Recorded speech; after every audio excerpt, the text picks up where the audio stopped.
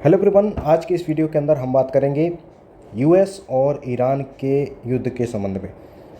ये जो Iran war चल रही है, इसका इम्पैक्ट भारत पर अभी तक इनडायरेक्ट था। जो दुनिया महसूस कर रही थी वही इम्पैक्ट भारत में भी महसूस किया जा रहा था, बट अब बात कहीं आगे बढ़ चुकी है और भारत पर अब डायरेक्ट इम्पैक्ट पड़ रहा है इस चीज़ का। तो हुआ क्या है, उस मुद्दे को समझेंगे और साथ ही साथ कैसे करेक्टिव मेजर्स लिए जा सकते हैं वो भी देखेंगे। तो रिसेंट में कल की बात है, तीन इंडियंस जो है वो मारे गए हैं एक टैंकर अटैक में। और टैंकर पर अटैक किया था यूएस नेवी ने। यूएस नेवी ने इस टैंकर को 2 बार वार्निंग दी थी और इसके बाद इन्होंने अटैक किया था। यूएसए का कहना है कि ये जो टैंकर है ब्लैक लिस्टेड था और स्ट्रेट ऑफ हॉर्मूज जो कि यूएस ने ब्लॉक करके रखा हुआ है वहाँ पर एंटर करने की कोशिश कर रहा था और वार्निंग्स को इग्नोर किया, इसलिए अटैक किया गया। और इस सब के बीच 3 इंडियंस जो इसमें मारे गए। इस शिप के अंदर 24 क्रू मेंबर्स थे जो कि इंडियन थे, जिनमें से 21 को ओमान की अथॉरिटीज़ की मदद से बचा लिया गया और 3 जो है एट द एंड डेड घोषित किए गए। ये जो ऑयल टैंकर था इसका नाम था सेटेबेलो। ये एक पलाऊ फ्लैग्ड टैंकर था। पहले रिपोर्ट ऐसी आई कि ये 3 लोग मिसिंग हैं। बाद में जब चीज़ें आगे बढ़ी, तहकीकात हुई तो पता चला कि ये तीनों भी डेड हैं। भारत के लिए चिंता की बात इसलिए है क्योंकि दुनिया भर में जो मर्चेंट नेवल शिप्स हैं वहाँ पर इंडियंस काम करते हैं और इसकी संख्या काफ़ी ज़्यादा है। ज़्यादातर ऐसे शिप्स मिलेंगे जहाँ पर इंडियंस कोई ना कोई ज़रूर होंगे। तो इंडियंस की सेफ्टी को लेकर अब चिंताएँ बढ़ने लगी हैं। और इस सब के बीच भारत सरकार का रिस्पॉन्स बहुत ही वीक, बहुत ही सॉफ्ट रिस्पॉन्स है। वो हम आगे देखेंगे क्या बोला है भारत ने। अब अगर हम इसके ज्योग्राफिकल लोकेशन की बात करें तो ये है पर्शियन गल्फ। ये स्ट्रेट ऑफ हॉर्मूज है ओमान और ईरान के बीच में। इसको स्ट्रैटेजिक चोक पॉइंट भी बोला जाता है। ये क्यों बोला जाता है? क्योंकि यह एक मेजर ऑयल एक्सपोर्टिंग कंट्रीज़ के लिए एक ट्रेड रूट होता है। यहाँ से जो तेल एक्सपोर्ट होता है वो पूरी दुनिया में एक्सपोर्ट होता है। यहाँ से बहुत सारे कंट्रीज़ तेल खरीदते हैं। तो ये चोक पॉइंट काफ़ी इम्पोर्टेंट हो जाता है। यहाँ से LNG लिक्विफाइड नेचुरल गैस का एक्सपोर्ट भी होता है।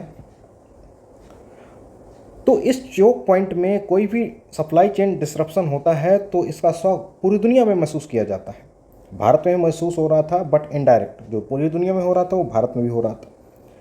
बट अब यहाँ पर इंडियंस को डायरेक्टली अटैक करके मारा जा रहा है। इस चोक पॉइंट की जो स्ट्रैटेजिक लोकेशन है वो काफ़ी इंपॉर्टेंट इसलिए भी है क्योंकि डेटा कहता है कि 20 मिलियन बैरल्स पर डे यहाँ से ऑयल का मूवमेंट होता है। 20 मिलियन बैरल्स। वहीं हम भारत के कॉन्टेक्स्ट में बात करें तो भारत डेली 5 मिलियन बैरल तेल खरीदता है और इसमें से लगभग 50% तेल यहीं से आता है, स्ट्रेट ऑफ हॉर्मूज से होकर ही गुजरता है, यानी 2.5 million barrels per day. Bharat LPG का 60% अपनी डिमांड्स का इंपोर्ट करता है विदेश से। अब इस 60% का 90% पार्ट हमारा यहीं से गुजरता है, स्ट्रेट ऑफ हॉर्मूज से। तो भारत की जो एनर्जी सिक्योरिटी है वो यहाँ पर डिपेंड करती है। हालांकि 2026 में भारत ने इसमें काफ़ी इम्प्रूवमेंट किया है। हमने डाइवर्सिफाई किए हैं अपने इंपोर्ट्स। अपने जो भी स्ट्रेटजिक लोकेशन से हम इंपोर्ट करते थे वहाँ से हमने डाइवर्सिफाई करना शुरू किया है। अराउंड 70% के आसपास जो हमारा क्रूड इंपोर्ट है वो हमने हॉर्मूज से बाहर से अपने लोकेशन जो सेट कर लिए हैं। हमने वेनेजुएला से भी परचेज़ करना शुरू किया है, कहीं हद तक ईरान से भी कुछ बहुत जो बीच में परचेज़ किया था, इसके अलावा अफ्रीकन कंट्रीज से भी। तो डाइवर्सिफिकेशन बहुत ज़रूरी भी है क्योंकि एक स्ट्रैटेजिक लोकेशन पे आप डिपेंड करेंगे तो कभी ना कभी सप्लाई चेन डिसरप्शन होगी और आपकी एनर्जी सिक्योरिटी खतरे में आ जाती है। ये भारत ने झेला हुआ है, इसलिए डाइवर्सिफिकेशन किया जा रहा है। अब बात आती है कि भारत के लिए चिंता का विषय है क्यों। जैसा कि मैंने पहले बताया कि हमारी एनर्जी सिक्योरिटी डिपेंड करती है ऑयल प्लस गैस, ये दोनों चीज़ें। दूसरा जो मैटर है वो है इंडियन सी फेरर्स का। बहुत सारे वर्कर्स इन शिप्स में काम करते हैं, उनकी सेफ्टी का भी इशू आ जाता है। इससे हमारी एनर्जी सिक्योरिटी, ट्रेड और इंडियन ओवरसीज़ सिटीजन्स हैं जो हमारे, जो इन कंट्रीज़ में Saudi Arabia, UAE, Qatar, Oman, Bahrain, यहाँ काम करते हैं, ये करोड़ों की संख्या में है। इनकी सेफ्टी, अगर ये युद्ध आगे ऐसे चलता रहा तो इनकी सेफ्टी और सिक्योरिटी पर दिक्कत आ जाएगी। दुनिया के लिए तो वही है जो इंडिया महसूस करता है, दुनिया भी महसूस कर रहा है वो।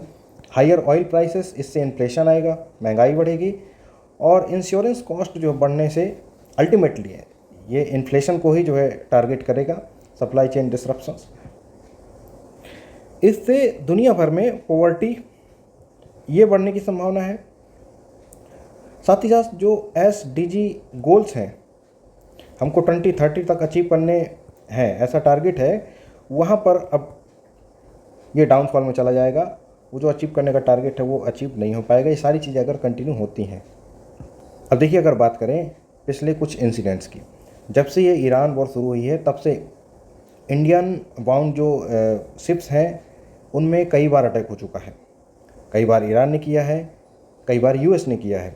ये कुछ एग्जाम्पल हैं, ये रिसेंट का एग्जाम्पल है। अब देखिए, USA क्यों इंडियन शिप्स को या इंडियन सेलर्स को टारगेट कर रहा है? ऐसा तो नहीं है कि जानकारी नहीं होगी कि इसमें इंडियंस हैं, इंडियन क्रू है इसमें, लेकिन फिर भी टारगेट किया जा रहा है। रिसेंट में ही प्राइम मिनिस्टर मोदी जी ने ट्रंप को धन्यवाद भी किया, क्योंकि ट्रंप ने ट्वीट किया था, क्योंकि सबसे लंबे समय तक इलेक्टेड PM बनने का जो तमगा है वो प्राइम मिनिस्टर मोदी के नाम हो चुका है।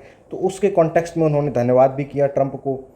और जब काफ़ी इसमें शोर शराबा हुआ, काफ़ी क्वेश्चंस उठाए जाने लगे, तो भारत ने क्या किया है कि उनका जो डिप्लोमेट है उसको समन किया है और कड़े शब्दों में विरोध जताया। बस हम इतना ही किए हैं। और देखिए, होना तो ये चाहिए था कि डायरेक्टली PM मोदी इस चीज़ को एड्रेस करते, इस चीज़ को कन्वे करते अपने US काउंटर पार्ट से, बट उन्होंने ऐसा नहीं किया। वहाँ धन्यवाद दिया जा रहा है। अब इंडिया के लिए इम्पोर्टेंट ये है कि अपने सीफेयरर्स की हमें सेफ्टी और सिक्योरिटी पर ध्यान देना पड़ेगा। डिप्लोमेटिक रिस्पांस हमें देना पड़ेगा, स्ट्रॉन्ग डिप्लोमेटिक रिस्पांस, ना कि कड़ी निंदा वाला ये सॉफ्ट रिस्पांस। नेवल प्रेजेंस हमें बढ़ानी पड़ेगी ताकि एस्कॉर्ट करके अपने जो शिप हैं इनको हम इंडिया तक ला पाएँ।